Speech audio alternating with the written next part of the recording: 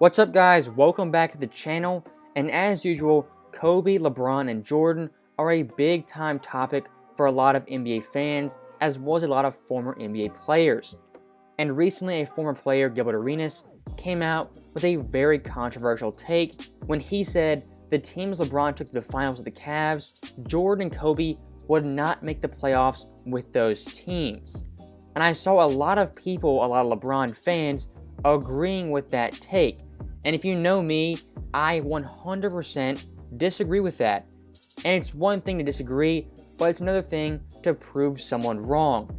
Now, his argument, it is a hypothetical argument, but I think in this video, I have enough evidence to prove him wrong and show you guys that Jordan and Kobe, they could have taken those Cavs teams to the playoffs.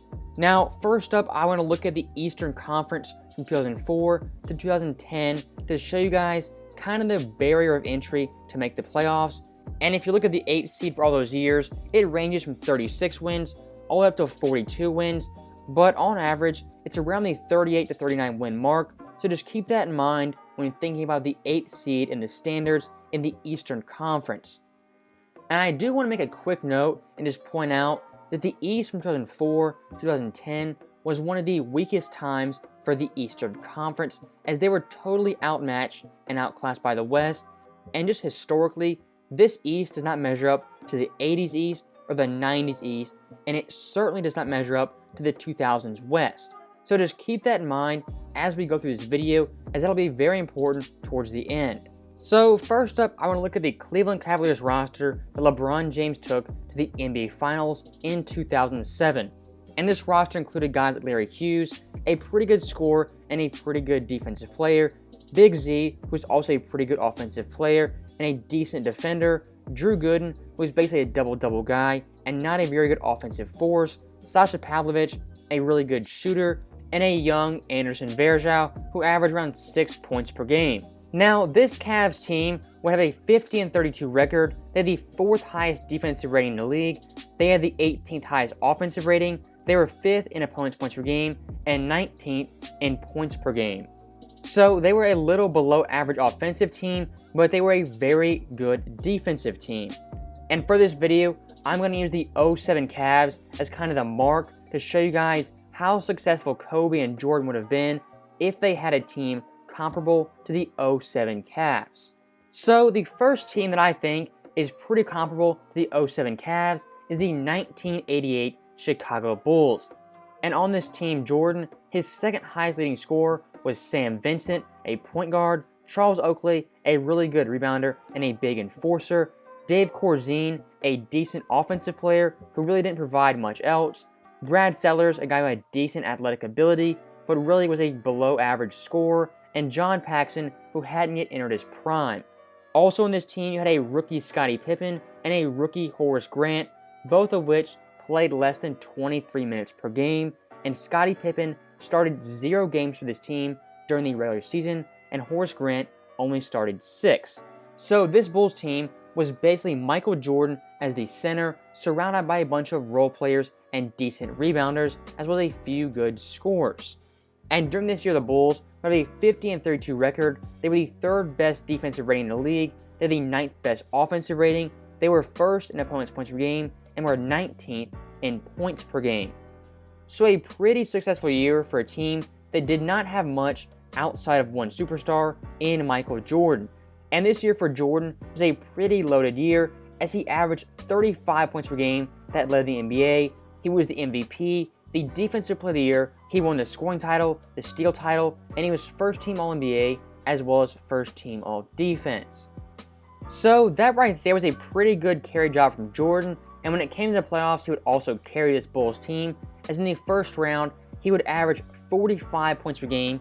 That is the 2nd highest in a playoff series ever, and he would have 2 50-point games versus the Cavaliers, the only player in NBA history to have back-to-back 50-point games, and one of only 4 players to have 2 50-point games in one series. They would win that series in 5 games, and the Bulls would advance to the second round to play Detroit Pistons, and in that series, Jordan, he would average 27, 9, and 4, and the Bulls would lose in 5 games.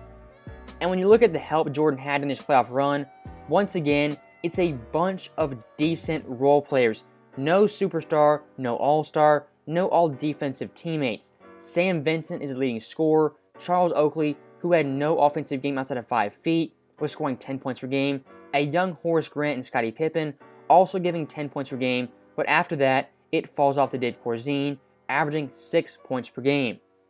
So still at this time, Jordan, he is carrying this Bulls team as far as he can. It just so happens he's running into the Detroit Pistons, who have multiple Hall of Famers. Now, if you compare Jordan's 1988 playoff help to LeBron's 2007 help, it's pretty comparable and it's a pretty good comparison, as both these guys have numerous players who average over 10 points per game, and all in all, there's some pretty good decent scorers and some pretty good rebounders.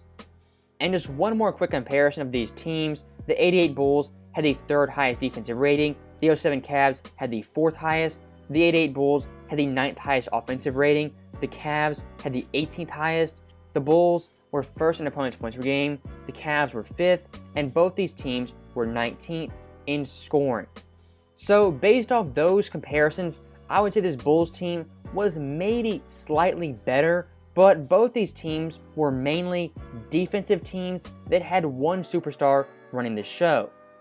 Now let's move on to the 1989 Chicago Bulls, as this Bulls team would only win 47 games, the 6th best record in the Eastern Conference. And when it came to the playoffs in the first round, they were matched up once again against the Cleveland Cavaliers. And in this series, Jordan, he would nearly average 40 points per game once again, as the Bulls would win this series in 5 games, as he absolutely carried this Chicago team. Now in the second round, once again, Jordan would carry the Bulls, averaging just under 36 points per game and having a phenomenal series, scoring 40 points 3 times, and the Bulls would win in 6 games. Now in the Eastern Conference Finals, once again, Michael Jordan will be matched up against the Detroit Pistons, and just like last year, the Bulls will be knocked out prematurely, with Jordan averaging just under 30 points per game. And that 89 Pistons team only lost 2 games the entire playoffs, and those 2 games were to Michael Jordan's Chicago Bulls, and that Pistons team won 63 games and had a 15-2 playoff record. And one thing that's very important is to compare the competition in both these runs. In 89, Jordan faced off against the 57-25 Cavs that had Mark Price, Brad Daugherty, Craig Elo, and Larry Nance. He also played the 52-20 Knicks that had Patrick Ewing, Mark Jackson, Charles Oakley, as well as Gerald Wilkins. And like I said before, in the Eastern Conference Finals, he would face off against the Dynasty Pistons, who had won 63 games. Now compare that competition to LeBron's competition in 2007, and it blows it out of the water. As in the first round, LeBron faced off against the 41-41 Wizards, who were missing All-Star Gilbert Arenas. In the second round, he faced off against the 41-41 Nets, another team that wasn't even above 500 and was really dysfunctional with the big three of Jason Kidd, Richard Jefferson, and Vince Carter. And in the Eastern Conference Finals, LeBron would face off against the 53-29 Pistons that were without Hall of Famer Ben Wallace and Hall of Fame coach Larry Brown, 2 integral pieces of those past championship Pistons teams. And Ben Wallace was at worst the second best player on those Pistons teams, and he was the backbone for the Pistons defense, and it was a huge loss not to have him. And any objective fan can realize that Jordan's competition was far superior, as he faced a better team in the first round than LeBron faced in the Eastern Conference Finals. That speaks volumes to how tough the East was in the 80s and 90s and how weak it was in the mid-2000s. And once again, if you look at the comparison of who had more help, the 89 Bulls with Jordan or the 07 Cavs LeBron, once again, it's pretty close and pretty similar, as the Bulls had the 11th best defensive rating, the 12th best offensive rating. They were 5th in opponents' points per game and 17th in points per game, compared to the Cavs, who once again are 4th in defensive rating, 18th in offensive rating, 5th in opponents' points per game, and 19th in points per game. And the teammate help for both these players in both these runs is very, very similar. You have guys like Scottie Pippen, Bill Cartwright, Craig Hodges, and Horace Grant, all averaging over 10 points per game. And on LeBron's side, you once again have Big Z, Drew Gooden, Larry Hughes, and Sasa Pavlovich, all averaging around 10 points per game. And I want to reiterate that both these teams were primarily defensive teams, and the offense ran through Jordan as well as LeBron. And speaking of those two guys, let's see who had the better playoff run, 89 Jordan or 07 LeBron. And interesting enough, Jordan once again blows LeBron out of the water as he averaged more points per game, more steals, more blocks, shot better from the field, better from three, and better from the free throw line. So all in all, in this run, Jordan had equally as bad a supporting cast, faced tougher competition, and played 10 times better than LeBron.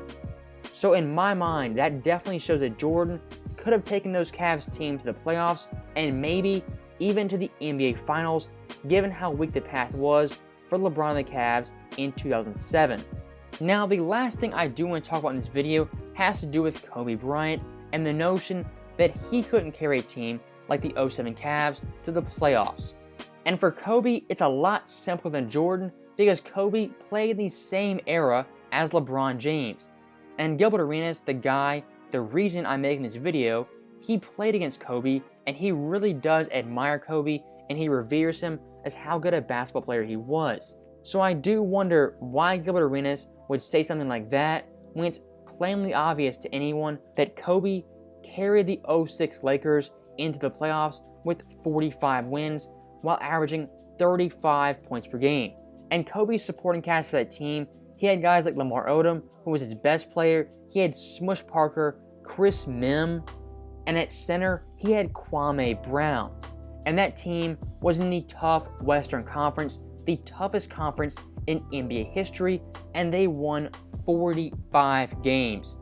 And I think to any objective fan, they realize Kobe would have made the playoffs with LeBron's team in the East. So that right there is my last little point, and I hope you guys realize that Kobe as well as Jordan, they carried teams just like LeBron did. If you want to debate if LeBron carried more, you can have that debate, but don't downplay the fact that Kobe and Jordan, they could carry teams, and throughout their careers, they have runs that are comparable to LeBron's run in 2007. So with that being said, I hope you guys liked the video. If you haven't already, make sure to subscribe. And with that being said, I'll see you guys next time.